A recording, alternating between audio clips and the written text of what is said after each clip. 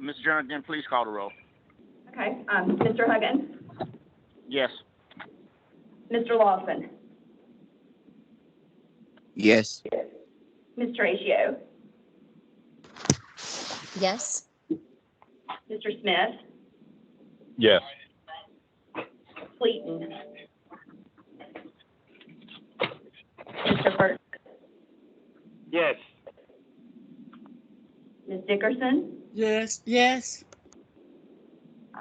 Representative Howard, Ms. Mood, Yes. Dr. Morris, Yes. Mr. Brennan. Present. Okay, and the advisory, we got Mr. Kuhn.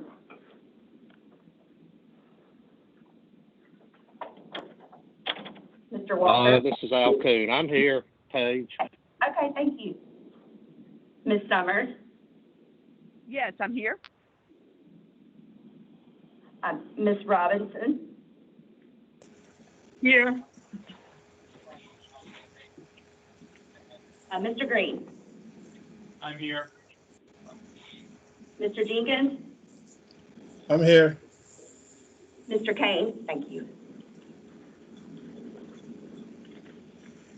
And Mr. Unbake. I'm here, Paige. Okay, thank you.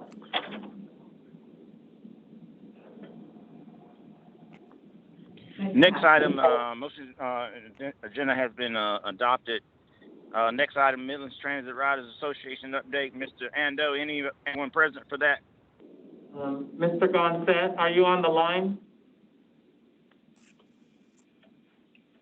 We do not have Mr. Gonset, so there's no update.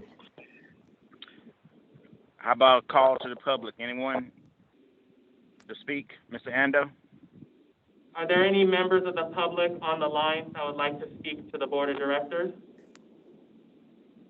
Yes, sir. My name is Eric. Yes. Okay, Mr. Q, we will adjust the microphone so you can speak. And he has a limit of 2 minutes, please. A limit of 2 minutes, please. What good?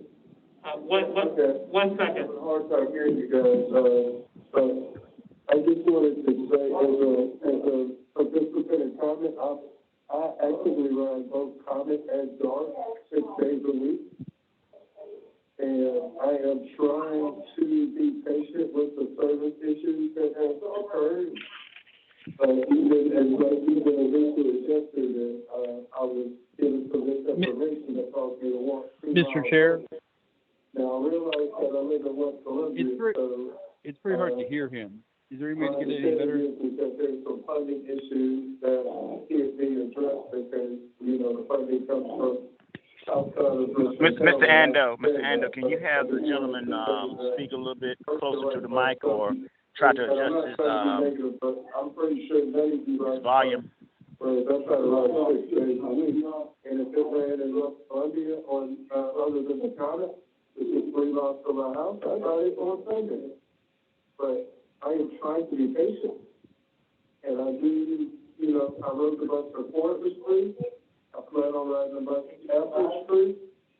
But, I see things and it feels like I hear the public apology. I think my said it was on TV.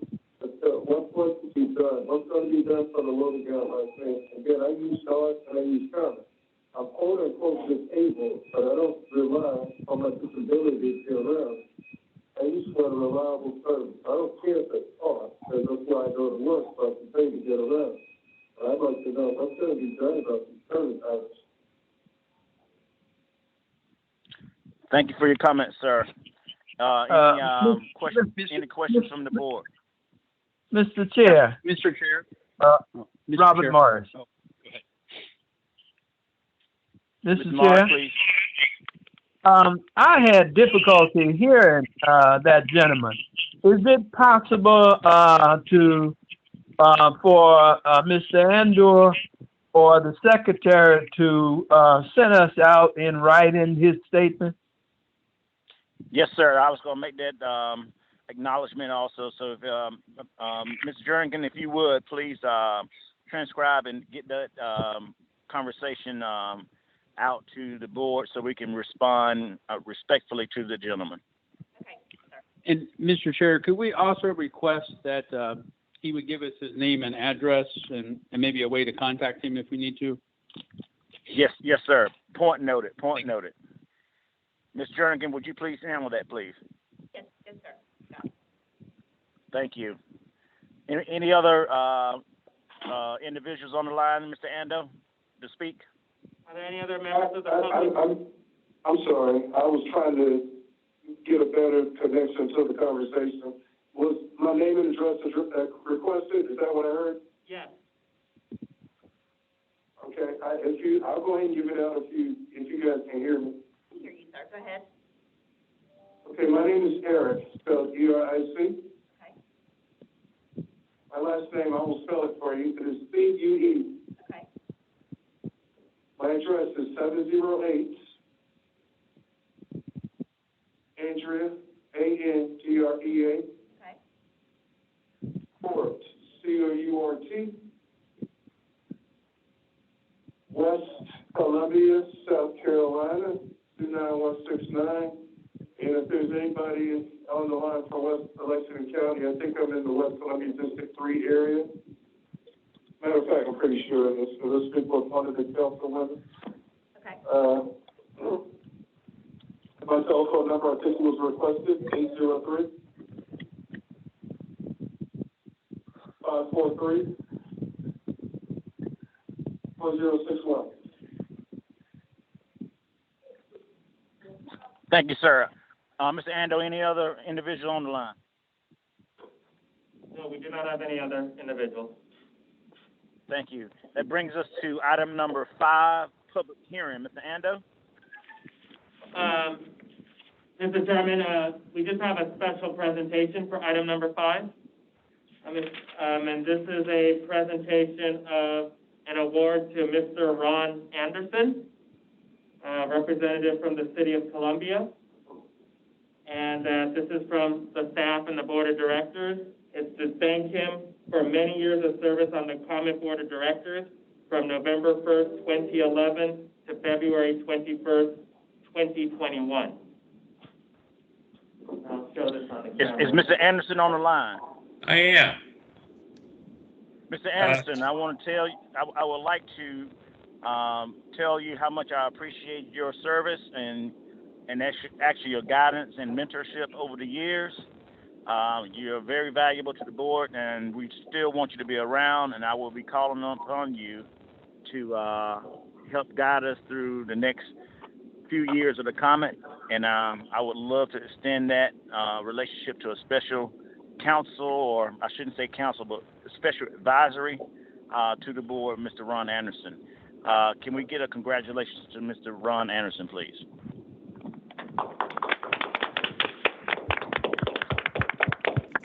Hey, thank y'all. Thank you very much. And anything I can do to help, I will. And you know where I am. I do want to say thank you to the staff and thank you to my fellow board members, for all the time that we've spent together. I would say I'm very proud of the fact that the organization is financially stable and that we've had clean audits for the whole time I've been on there. And very proud of the fact we've replaced our fleet and gotten amenities out all over town. And so I think that's a tribute to the staff and the board. Thank you. I've appreciated all the time that I've spent with each of you and learned a lot from all of you. Thank you very much. Well, and before you leave, Mr. Anderson, I do want to do a special ovation to you again. So let's please congratulate and appreciate Mr. Ron Anderson and keep him very close to us. Thank you, Mr. Anderson. Yep, thank you. Y'all have a good day. You too. Thank you. Okay, Mr. Ando, next item. Yes, Mr. Chairman. This is a public hearing, and that is on page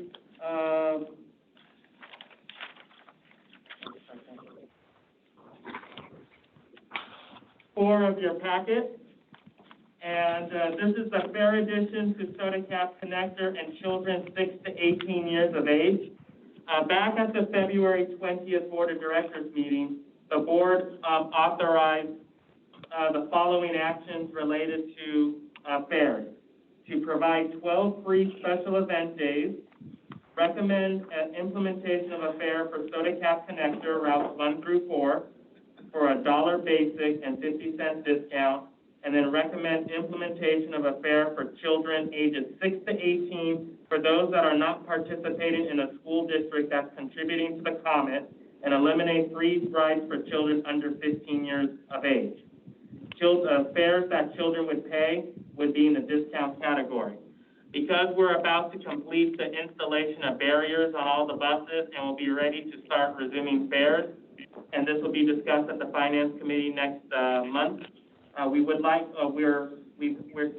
have scheduled this public hearing to hear members from the public if they have any comments in relation to the imposition of a fare structure for Soda Cap Connector and children ages 6 to 18. And that we ask the board to open the public hearing, hear comments, close the public hearing, and adopt the revised fare structure. Mr. Chair. Yes. I think at the last board meeting, I made a motion that we eliminate all those Soda Cap Connector routes until the end of the pandemic, because they aren't profitable. The riders on them, there's very few riders. When there are riders on there, they're homeless. So what was done about that motion? Mr. Anderson? Chair, I believe that motion was discussed at the Service Committee rather than the board, Mr. Burgess. Oh, okay. So All right, I'll cover that later in my report. Oh. Is it possible for the public to speak here or no? In a minute. The public hearing hasn't opened yet. Okay. So, Mr. Anderson, you need a motion to go into ability to let the public speak? No, we just need you to open the public hearing so you can hear public comments on the matter. Okay, we're going to go ahead and open the. We're going to go ahead and open the. We're going to go ahead and open the public hearing. Public hearing, yes. Okay. You may now comment. Who's on the line? Okay, this is Mr. Kiwi here, and I know somebody mentioned about just completely eliminating the Soda Cap, and honestly, I don't, as a person that rides the Soda Cap, that would be a hindrance to me because I use that Soda Cap on Saturday because I work at the University of South Carolina. Now, that said, on Sundays, there's no active transportation past State Street, but I can at least get closer to home, and either I can walk or I can use super codes that you can use. And I have a strategic plan where I use Soda Cap to get to the food line, and then I can get home for little or nothing, because again, I am in a low income part.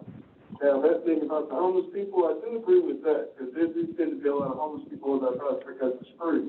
So if you did charge something, that bus, then that probably would cut stuff that we see. But I don't think that route should be eliminated because, okay, maybe the ridership isn't high, but I think the ridership isn't high in any of the buses because, quite frankly, Comment doesn't really advertise the bus. They don't know.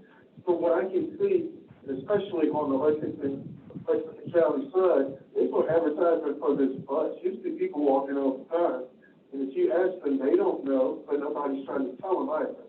Now, I do what I can, but I'm just the one person. So, but no, we shouldn't eliminate that. Yeah, there should be a charge, but no, it should be eliminated, okay? And even if you charge for that bus, I'm going to ride that bus if it is there. And again, I ride those buses, okay? Thank you for your comments. Mr. Ando, anyone else wanting to speak? Any other members of the public that wants to speak to this matter?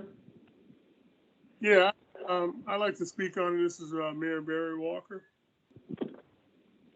Please proceed. This is an issue that we talked about before at the board meeting, and we need to get away from this free fare. Charging something is not unreasonable. If it's $1 or $2, whatever, I think we need to start charging again, and I think y'all will address it. Ms. Mood will address it later on in our board meeting. But you know, this is causing us problems out here in Irmo, and I'd like to have it addressed in the board, if not at this meeting, at another meeting. Thank you. Thank you, sir. Mr. Ando, any other comment? May I ask if there's any other members of the public that would like to speak? Hearing none. Yes, can you hear me? This is Troy Hill coming in. Yes, Announcing myself. yes, Troy, go ahead, please. Yes, I'm just coming in, so I may not be aware of all of what's been discussed just now, but I was wondering about the soda cap number 2. Is it going to start back up going into 5 Point? At the present time, that route has been suspended due to the pandemic, and we'll be discussing with the service committee options if that route should resume, pending ridership demand. Okay, all right. So as for now, the other soda caps to be starting at $1, and what about the prices for the other buses? I'm not sure. Should the board approve this, a soda cap connector route would charge $1 for basic and 50 cents for discount. Other comment routes would be $2 for basic and $1 for discount. So when is this going to start? Should the board approve this, this would start when fare collection resumes, which is anticipated to be in mid-March, early April, once the barriers have been installed on the buses. Okay, so the also will it be available? You can just get the monthly card. Is that going to be still available? Yes, the 31-day pass would still be available, and you can use that on the soda cap connector. All right, thank you. Okay, any other comments, Mr. Ando? There's no other comments from the public. So we would ask that you close the public hearing, and staff recommends that you adopt this revision to the fare policy. Before I close this, any questions from the board?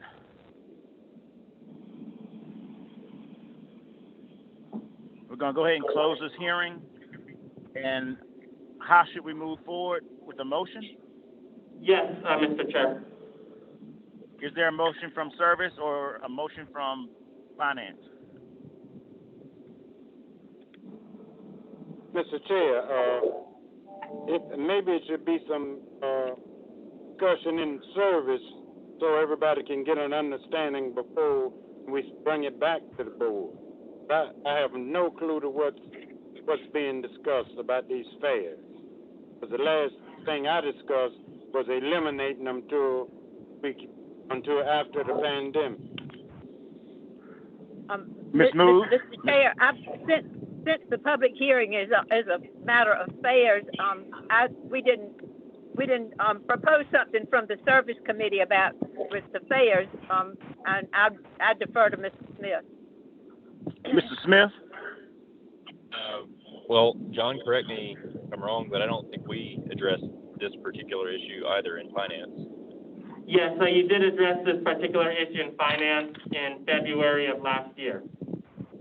Oh, so and the finance committee recommended this to the board, which the board approved this in February of 2020. We just have to go for the formality, have to have the public hearing.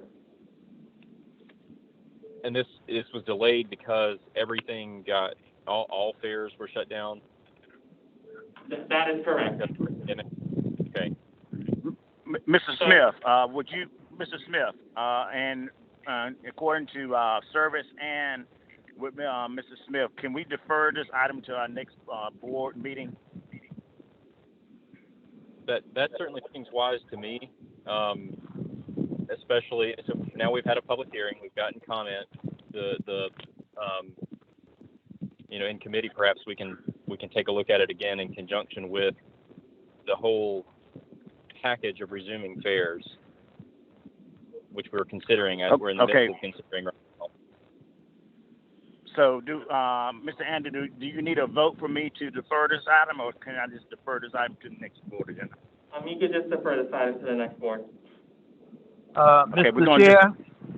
Yes, Mr. yes, Chair, Dr. Morris.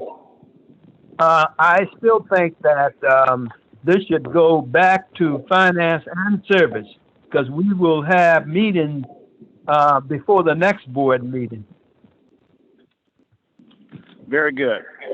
Can you, so I'm gonna go ahead and I'm gonna clean this up by making a motion. Mr. Morris, make a motion, please. I make a motion that this fares on the soda cap go back to the service committee and the finance committee for further discussion, and then return to the board at our March meeting. Is there a second? I second. Ms. Jernigan, please call the roll. Mr. Huggins, Yes. Mr. Lawson, Yes. Ms. Ratio, Yes. Mr. Smith. Oh, thank you. Mr. Smith, Yes. Ms. Gleaton, Yes.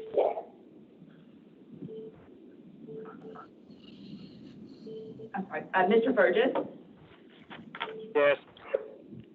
Ms. Dickerson, Yes. Yes. Representative Howard, Yes. Ms. Mood, Yes.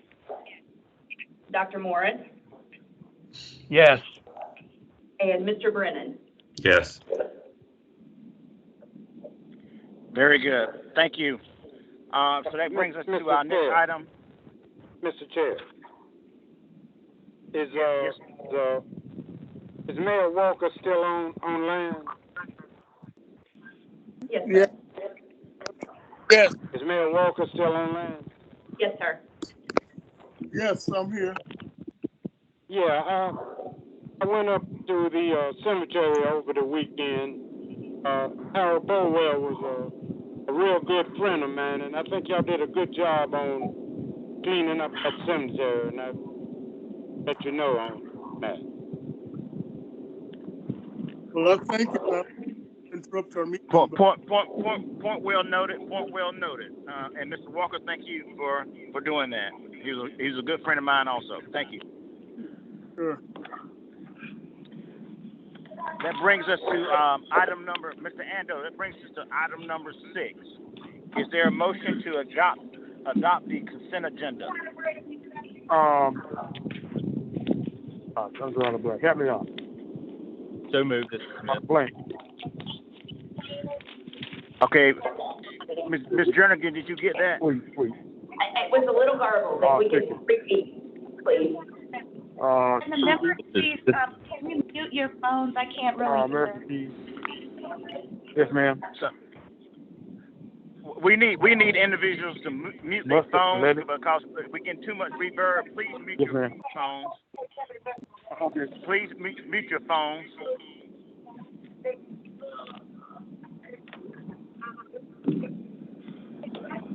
Okay. What was? Did someone? Yes, this is Smith. I made a motion to adopt the consent agenda. Okay, and it was seconded by? I'll second it. Okay. Ms. Jernigan, please call the roll. Mr. Huggins, Yes. Mr. Lawson, Yes. Yes, ma'am. Ms. Ratio, Keep going. Yes. Mr. Smith, Yes. Ms. Gleaton, Yes. Mr. Burgess, Yes. Ms. Dickerson, Yes. Yes. Representative Howard, Ms. Mood, Yes. Dr. Morris, Yes. and Mr. Brennan. Yes. Very good. Okay, that brings us to discussion and action items number 7. And again, please mute your phones. We're getting a lot of reverb back from someone. It's a consistent call. Right. It's a consistent call. So please make sure that you mute your phones, please. And Hey, Mr. hey, Ando, if Mr. you Chair. can pinpoint. Yeah, that's what I was Mr. about Ando, to say. Hey, John, can you just mute that person? Yeah, we're looking at that as we speak. Okay, good copy. Okay, very good. That brings us to discussion and action items, funding Route 92X. And I know Mr. Ando is on the line for that, but I would like Ms. Mood to lead the discussion. And on the next item, I would like for Mr. Smith to lead the review and recommendation mid-year budget. So at this time, Ms. Leah Mood, item number 7, funding Route 92X. All right. Well, I'll give you a brief overview, and then John can certainly fill in the gaps. But you know, we began running this express route 92X came out of a request from Amazon originally several years ago, and once we put it into place. It's been 2.5 years ago now, and this route runs to Amazon and Nephron and to the major employers out in that area. And when we began, we were funding this route with a split between Lexington County, Richland County, Nephron, and Amazon. Then Amazon, after just within 3 months of the route starting, they decided they did not want to fund it because they didn't think it was beneficial to them. And so they stopped their funding. And you know, for those of us who know about setting up new routes, we know that that's not really an adequate test, but they chose not to fund. That was the decision Amazon made. But Amazon employees still continue to ride the route and pay their own way. Nephron continued to fund, but in January, Nephron notified us that they were not going to continue to support the route because they didn't have evidence that there were enough Nephron riders. We haven't had data that shows Nephron riders since for the last, I think, since July. So here's the problem. The way that we go about counting those riders from Nephron, since people don't get on and go past the driver, is that when someone gets on the back of the bus, they're supposed to hold up their Nephron employment card, and the driver is to record that rider. And we've been just talking in the service committee about a more reliable way to do that, and some of this would be resolved once we get the barriers up so that people are coming in from the front and we can count more accurately. But right now, we don't have data to show Nephron that riders are riding. So they've decided to withhold their funding, and the riders would just have to, their employees would just have to pay for their own rides. So where we are now is that we would, to continue the route, I mean, I hold out a lot of hope that we can reapproach Nephron when we have accurate rider data, and that we would reapproach Amazon about their participating again. But for the present, we would need to divide the cost of funding for this route between Lexington County and Richland County. And when we started this and the board approved the express route as a pilot, we decided that was a fair way to split, because although most of the mileage of the route is in Lexington County, about 85% of the riders board in Richland County. So we know we're riding Richland County residents on this route that goes into Lexington County. So right now, the thing before us on the agenda is the decision to, for the present, divide the cost of the route simply only between Richland and Lexington counties. I would add that this is a really highly popular and well-performing route. We have a standard of 10 passengers per ride on express routes, and this route often more than doubles that number. So they are well exceeding the ridership standard. And on the fare box ratio, when this was proposed, we estimated that the fare box ratio would be 15% would be covered by fares, and now it ranges sometimes as high as nearly 50%.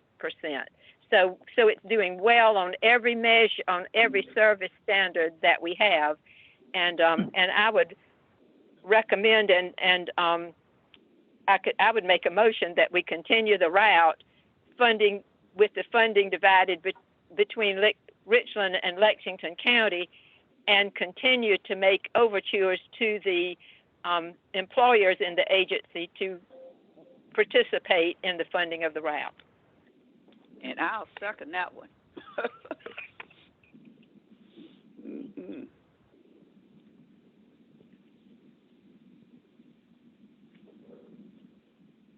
John, I don't know if you have anything to add. Mr. Chair, Robert Morris. Mr. Chair.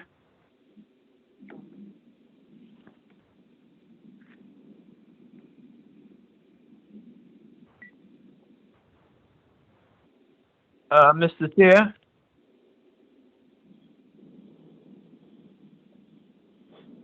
Mr. Chair, are you there? Is he joining or? Hey, Dr. Morris, I think he fell off, but I'm sure he'll be right back. Okay, thank you.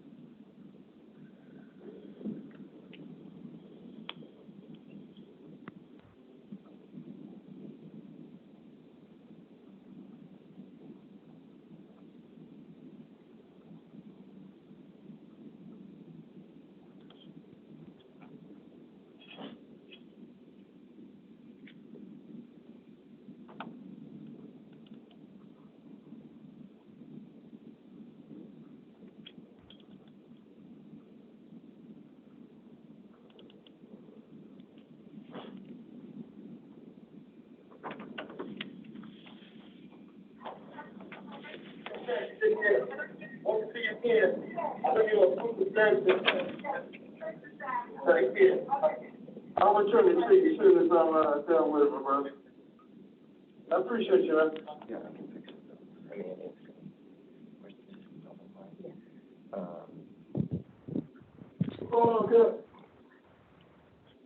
Hey, John, were you ever able to mute that I'm sorry, individual? everyone. I could not get off of mute. I apologize. My phone just hung.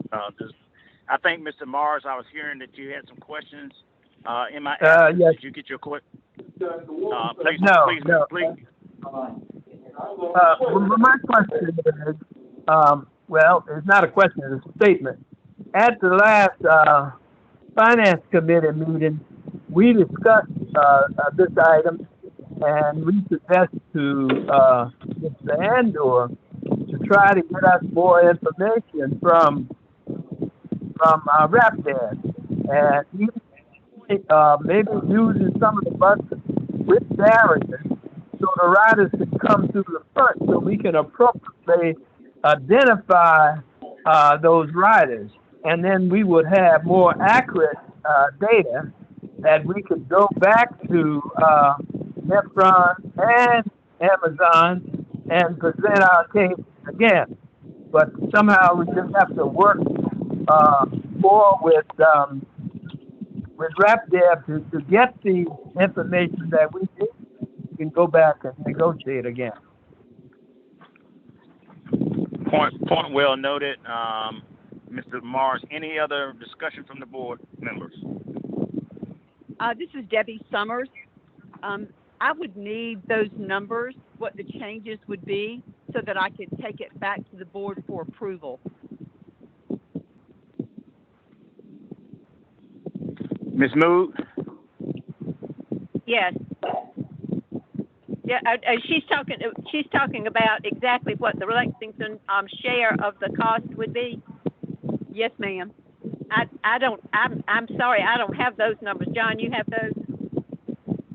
Yes, I do. We did provide those numbers to Director of Community Development at Lexington County for the budget process. I will give you that number right now.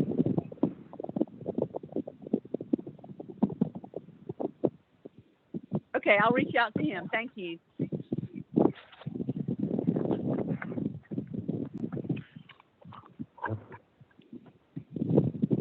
So, Ms. Moon, do you still want to make a motion to move, or would you like to defer to the next meeting? Yes, I do, and I think we just have to know that that's contingent upon the agreement of Lexington County for the increase in funding.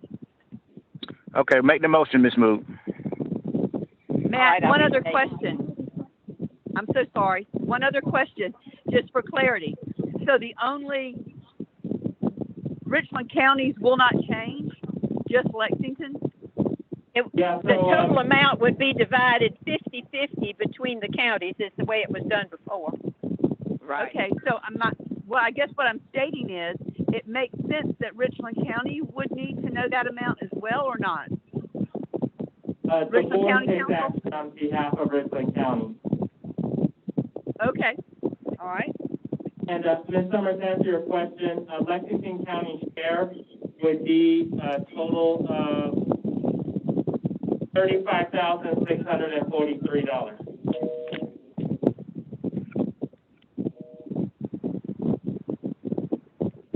Okay, I'll give you a call later. What I need to know is how much it went up. You know, what was the change? But I can speak with you later, John. Well, I can tell you, Debbie, that the deficit is around $5,000 per month. When Nephron pulls out, the deficit for this route would be about $5,000 a month, and that would be what would be split between the two counties. So Nephron was donating $60,000 a year. Did you say $5,000 a month? Nephron was donating $22,828. Oh, I'm sorry. Forget it. When I say things about the cost, ignore me because I don't have the funding stuff. Okay, to move this along, please. It sounds like we need to do an action item, and then just to be in the situation where the board will at least let staff work to move forward. So to move this along, is there a motion? So can we take my motion is that we continue to operate Route 92X, and for the present divide the funding between Richland and Lexington County with their concurrence, and then reinitiate efforts to get the large employers on that route to participate in the funding. Is there a second on that motion? I second it, Carolyn Gleason. Is there any further discussion before we take a vote? Ms. Jernigan, please call the roll. Mr. Chair. Mr. Chair? Yes, Ms. Dickerson? I would like for Councilwoman Horatio to bring this to Richland County and let them have a voice in this. Is there any way she can do that? Otherwise, I'd like to abstain on this vote unless she does that. Mr. Horatio? Thank you. My motion included the concurrence of those two bodies. That we couldn't do this without the concurrence of the Richland and Lexington. Very good. So it's been amended. Mr. Horatio, did you want to add any discussion? No, I guess we'll just figure out the mechanism to get feedback from County Council. I'm assuming it will go into Transportation Ad Hoc Committee. All right, that'll be fine. Thank you. Ms. Jernigan, please call the roll. Okay, Mr. Huggins? Yes. Mr. Lawson? Yes. Ms. Horatio? Just hang it up, please. Mr. Smith? Yes. Ms. Gleason? Yes. Mr. Fergus? Yes. Ms. Dickerson, Yes. Representative Howard, Yes. Ms. Food, Yes. Dr. Morris, Yes. and Mr. Brennan. Yes. Very good. Thank you. Discussion item B, Mr. Smith and Ms. Rosalind Andrews. Mr. Smith, please. Thank you, Chair. So item letter B is mid-year budget amendments that are found on page 212 of your packet. The Finance Committee considered, as is our practice in recent years, a mid-year budget revisions by staff. The vast majority of them, the Finance Committee concurred with and didn't have a problem, and actually we recommend those for adoption. We did have, there were 3 areas where we wanted more discussion at the board, or at least in awareness by board members. The first was the legal fees, which are going up significantly, and this is, we're aware of the reasons why those fees are going up, but also engineering and consulting fees associated with exploration of an intermodal facility. So in those 3 areas, legal, engineering, and consulting, there were pretty significant increases in the budget, and so we did not bring those forward with a recommendation one way or the other.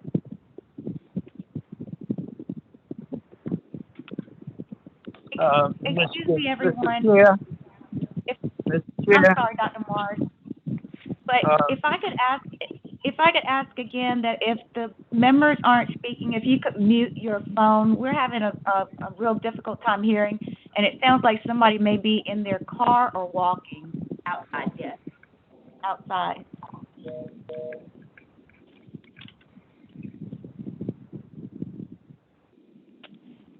That's better. Okay. Thank you. Dr. Morris, please proceed. Yes, to add on to those 3 items that Mr. Smith alluded to, with the legal fees, we're talking about an increase of 72%. Now, what we used to do in the past, and I think it worked, anytime we are going to hire an attorney, we would bring it before the board first. But now it seems to me we are making recommendations before bringing it to the board to say we need these attorneys more. That's my concern with that one. The other one, the engineering piece, that's approximately 40% increase. And we need to discuss, why are we increasing the engineering funds by 40%? The last one is the federal lobbying increased approximately 44%. And I just think that, that is too much without having a discussion as to the specifics with the Finance Committee and the board.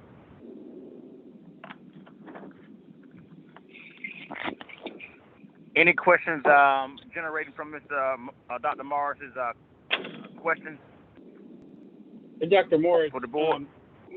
Dr. Morris, this is Mike Green. The thing is that I believe that the board has approved hiring the consultant, and the consultant that we're paying is coming out of legal's budget. And then I think that the board also approved legal getting involved with the contract negotiations with our stopgap measurement. And that's another thing that threw into the legal budget. So the board approved these things. They just didn't have a budget that they were approving, but they asked for the items. So that's the reason for the cost. I mean, I think that's one of the reasons for the cost increase. Mr. Ando, please, Mr. Ando, please speak on the engineering. Please speak on the engineering and why the engineering is increased. Yes, Mr. Chair. The Intermodal Committee made a recommendation, which was approved by the board, to start making expenses related to preliminary engineering of a new intermodal facility to be built along a rail line. So in order to start the preliminary engineering of the proposed sites for the board to consider, we needed to increase the engineering costs associated with doing that preliminary design. Any other questions from the board? Yes, Mr. Chair. Mr. Chair, it seems to me if the intermodal committee is discussing this, the entire board should be aware of that discussion, and we shouldn't be kept in the dark.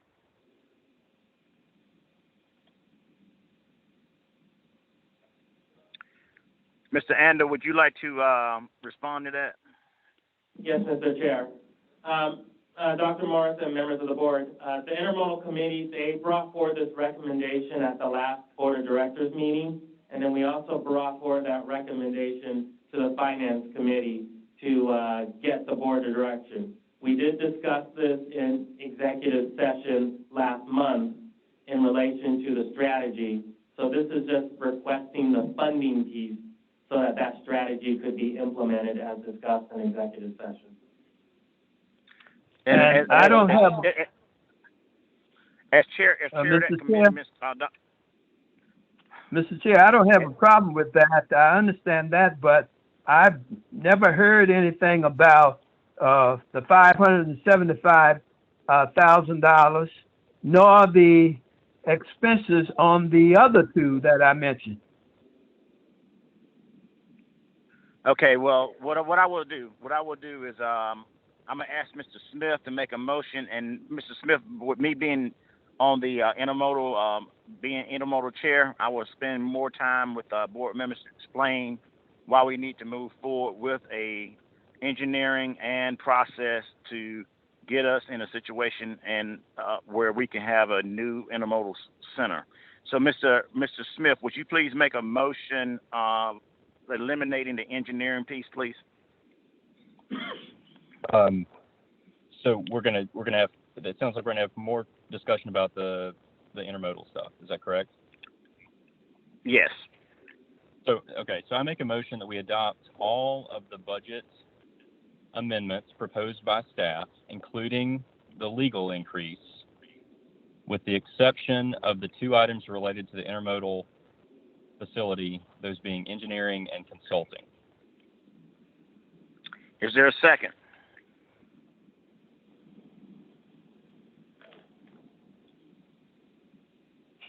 I second. Please call the roll, Ms. Jenikin. Mr. Chair, you have to open up for questions before you call the roll. Okay, all right. Questions, Mr. Morris.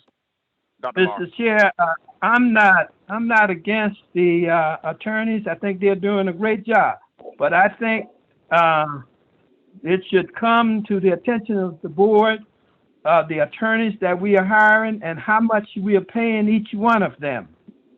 And in addition to that, we should do the same thing with federal lobbying. I don't think we should group anything without sharing the specifics with the board. Mr. Huggins, if it would help, I can kind of address the legal fee issue if you think that would help the discussion. Please do. So, we put together a projected budget for the remainder of the fiscal year.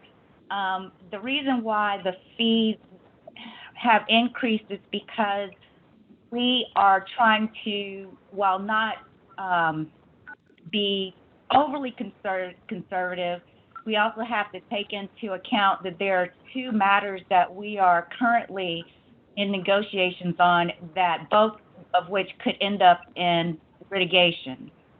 And while we don't want that, we put an estimate into our projected budget in the event that we end up litigating. One would be an issue with transload, and obviously the other one is the RAPDEV negotiations. And of course, the board is fully aware that the standstill agreement comes to an end in the next, I believe, 4 to 6 weeks. And so we are not anticipating having to go to full-blown litigation, but we had to put in there a projection or an estimate as a worst-case scenario.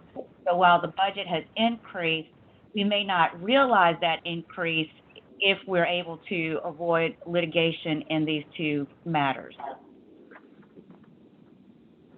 Mr. Chair, I thank Mrs. Baker for that report and for the outstanding job she is doing. But when I look back and see that we are almost halfway through the $991 million that is allocated from taxes, we're not going to make it 72% more money on a particular item without making sure that we examine these carefully. Thank you. I'm finished. Any other questions from the board or discussion? Ms. Jernigan, please call the roll. Okay. Mr. Huggins? Yes. Mr. Lawson? Yes. Ms. Ratio? Yes. Mr. Smith? Yes. Ms. Gleaton? Yes. Mr. Burgess? Yes. Ms. Dickerson? Yes. Representative Howard? Yes. Ms. Mood? Yes. Dr. Morris? No. And Mr. Brennan? Yes. Very good. That brings us to motion period. I don't believe we have any motion period, do we, Mr. Chair, Mr. Chair, I apologize. There's one more item. It should be item 8C. Is that in your packet? It's not on the agenda. It should be on the agenda. Change order number 6 with RATP Dev. Change order number 6 is not on my agenda. What is that? That's on page 223 of the packet. Is it listed on the agenda? Yes, it's listed formally on the agenda that's been posted. Mr. Huggins, if you'd like, I can kind of explain what that issue is as well. Okay, please. We received a request from RAT Dev to modify, for them to make a modification to the contract as it relates to the moving violation requirements. The language in the contract, and I will state that this was RATPD RAPDEV's language, was way more restrictive than what the state of South Carolina requires. And so their own language was limiting their ability to hire drivers because of the way they define moving violations. So they proposed some language, and legal counsel reviewed and discussed it with Mr. Ando, Mr. Deschamps, and Ms. Gibbons. The language is still more restrictive than South Carolina law, but it will give them some flexibility and allow them to immediately make offers to and get more people in line to hire for drivers. So what we are requesting is that the board would vote to approve that change order as it was just helpful in modifying the language of the contract so that they are now able to hire more drivers but it does not in any way compromise the safety requirements for moving violations. In fact, they adopted the definition for South Carolina's definition of moving violations. Mr. Ando, would you like to add? No, Attorney Baker said it just right, and. Okay, very good. Can I get any Mr. questions from the board, please? Mr. Chairman, this is Barry Walker. Are we not under a still agreement right now with Ando? I couldn't hear the question. Are we not under a standstill of working under a standstill agreement right now with the contract? We are, but this has to do with the standstill agreement only pertains to the invoicing and liquidated damages issues. The remainder of the contract is still in full effect, and so this provision has to do with the requirements for drivers in terms of moving violations. I got. Thank you for the report of clarification. Any other questions from the board? Can I get a motion from service?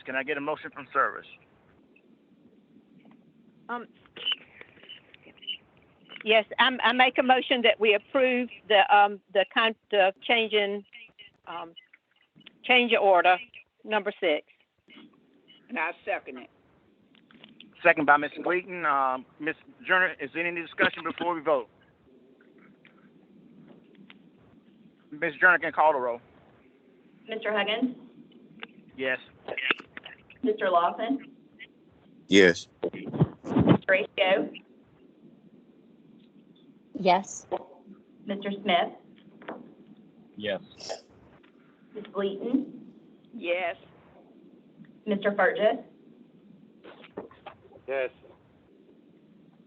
Ms. Dickerson, Yes. Representative Howard, Yes. Ms. Mood, Yes. Dr. Morris, Yes. and Mr. Brennan. Yeah, yes. Very good. That brings us to item number 8. Mr. Ando, there should not be any motion periods. Is that correct? No, Ms. Mood asked to move the motion period after progress report. That was approved earlier. Okay, very good. We go to number 9.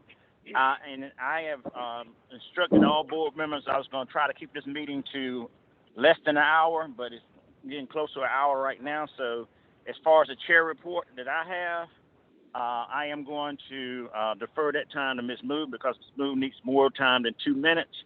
But I would like to say that I do appreciate all of the subcommittee chairs and committee members, all their hard work over the last month. And as we move forward, we go to Mr.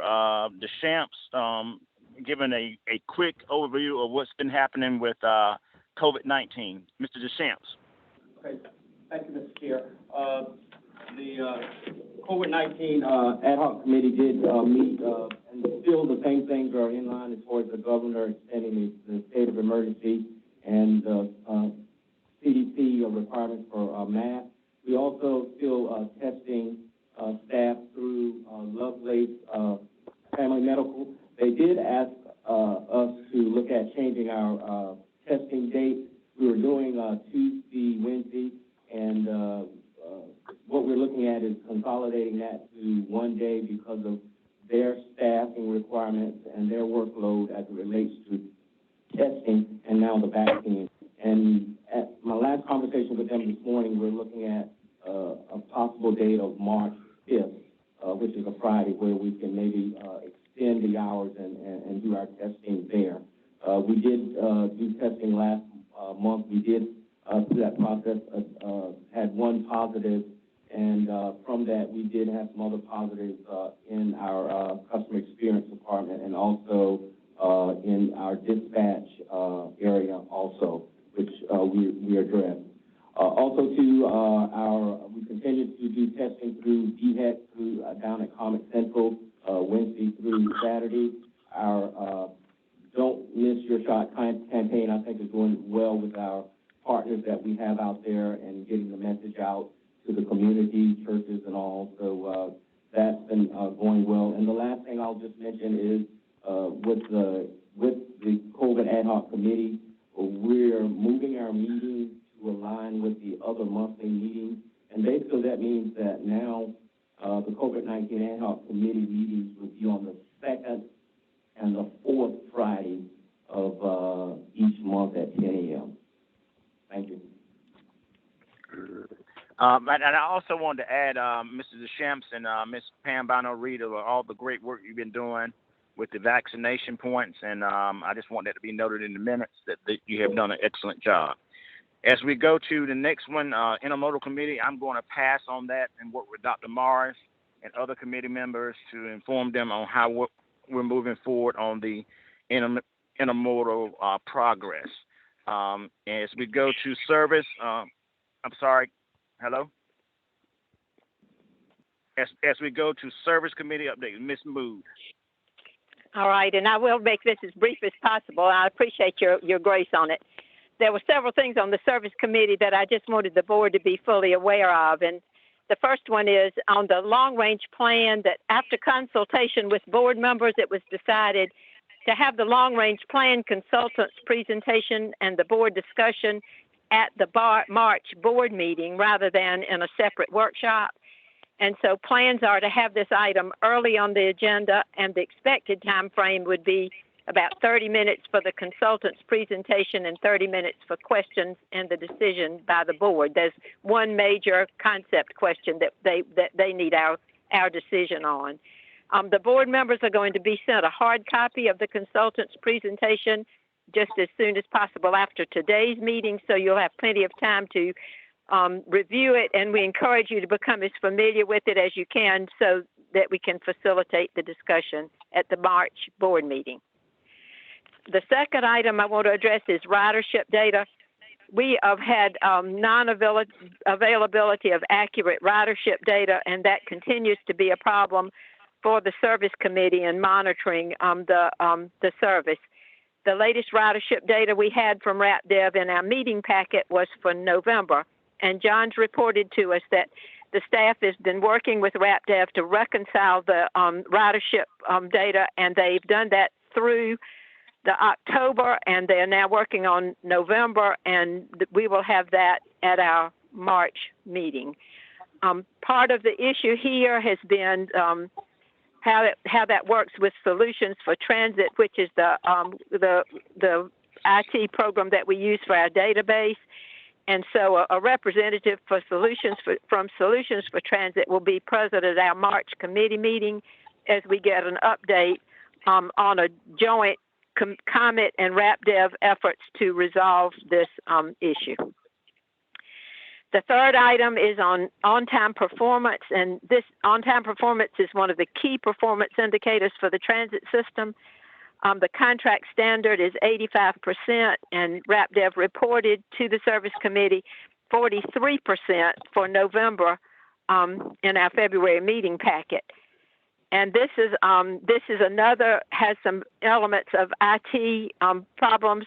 The transition from clever devices that we've been using to strategic mapping software is expected to help resolve those issues over the accuracy of data.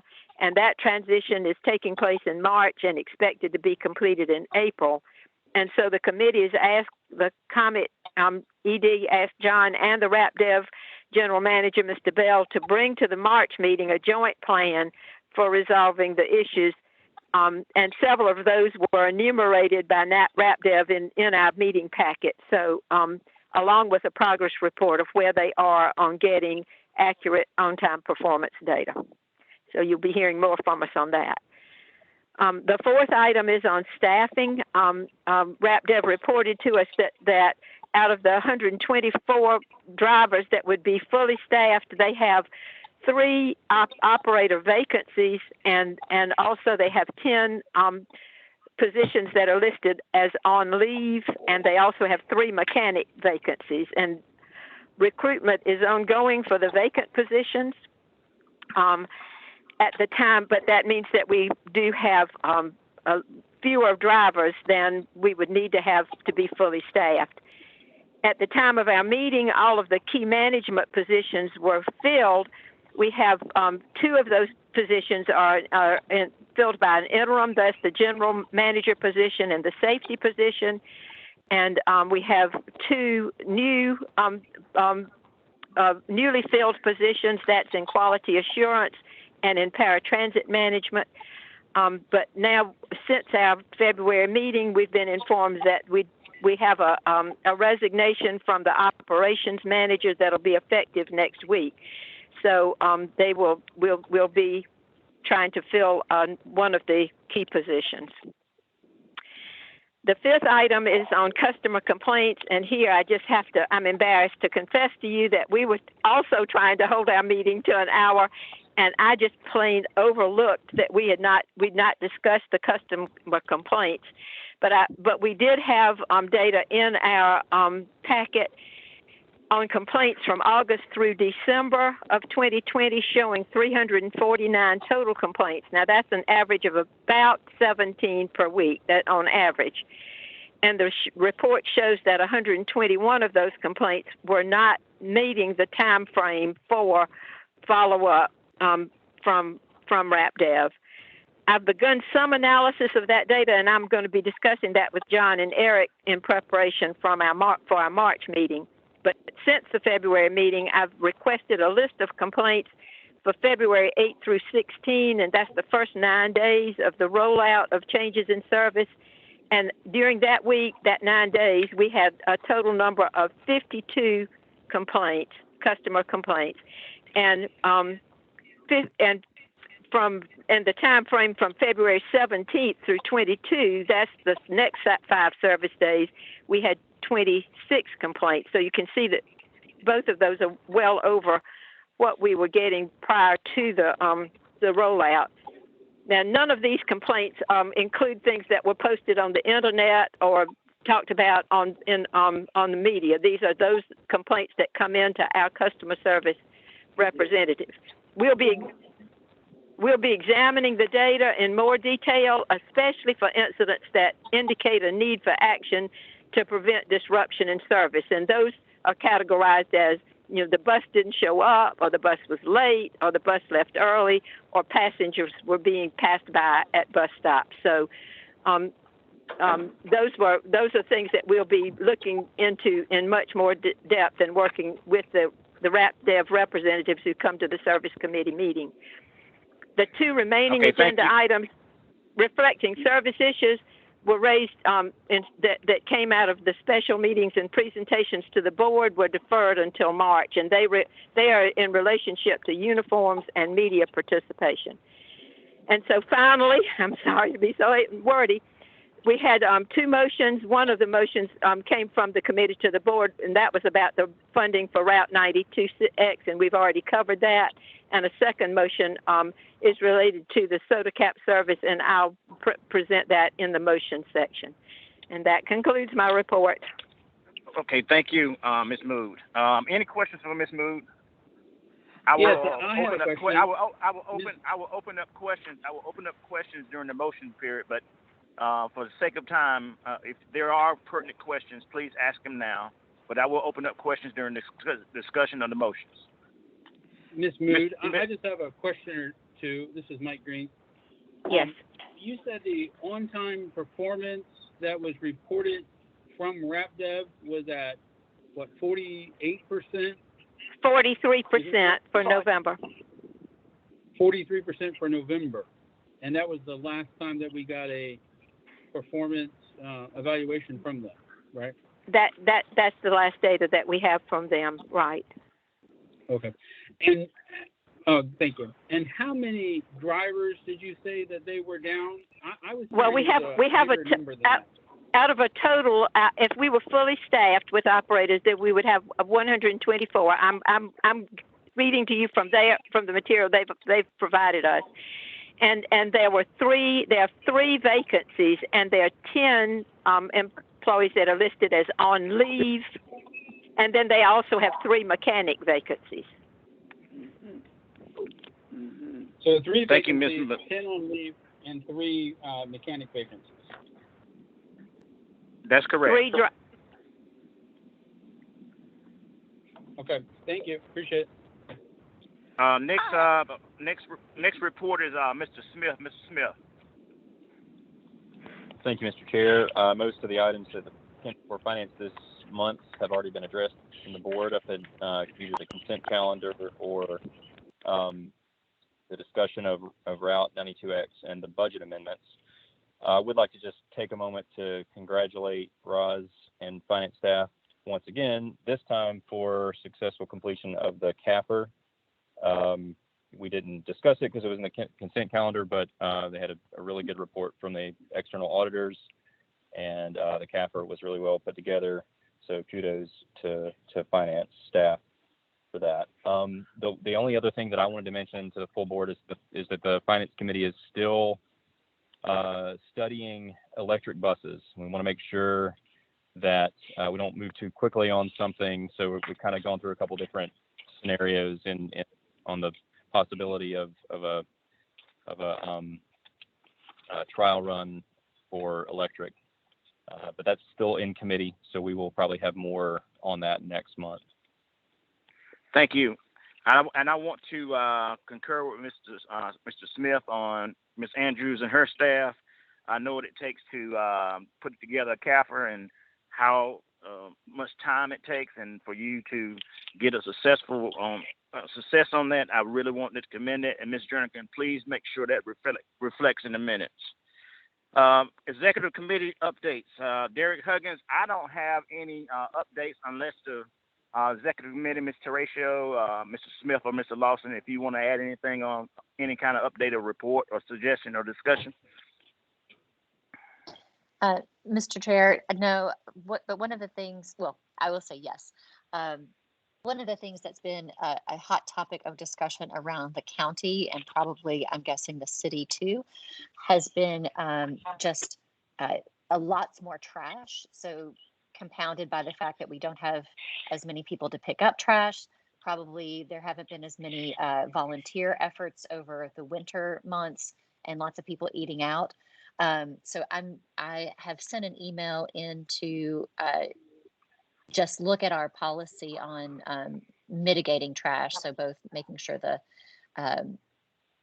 the bus stops are clean and along the routes are helped out by maybe having more trash cans along the routes. So that's just one thing that's come up for me in the past week or so.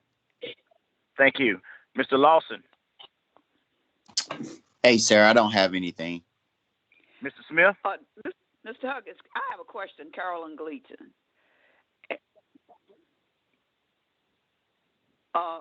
Yes, Ms. Gleason. Yeah, please. I heard that we have like about 52 complaints from customers on the buses. When you say just customer complaints, I was just wondering what kind of complaints they're complaining about, because I ride quite a few of those buses purposely, just to kind of like see, and see and hear some of the things. And I was just wondering what are some of the complaints. Okay, I will ask staff. I will ask staff to get that to you. I'm having several number of members dropping off the line because they have. I will. I'll assure you, Ms. Gleaton, that we'll be talking about that in the service committee too. Oh, okay. Well, I can wait till then, Ms. Mood. I can wait till then. Thank you. Thank you, Mr. Ando, do you have any update, or is yours in the report? Mr. Ando. Ms. Jernigan, is Mr. Ando still present?